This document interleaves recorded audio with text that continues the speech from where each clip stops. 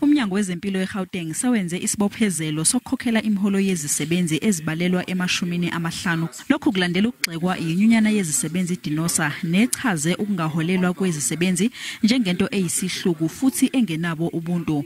Umnyango wezempilo uzichithile izinsolo zokuthi kungenze kudilize izisebenzi. We've committed to continue working with them and other stakeholders to address the identified challenges.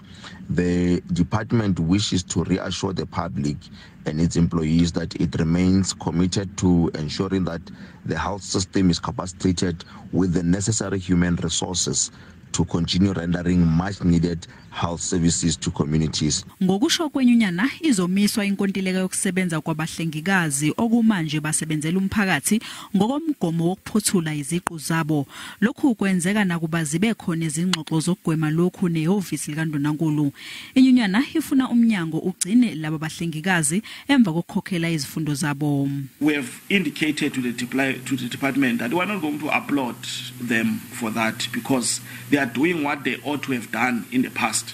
So the department was essentially saying to us that they want to restore the relationship that we have with them, to also ensure that there's a trust, there's a trust relationship between us and them.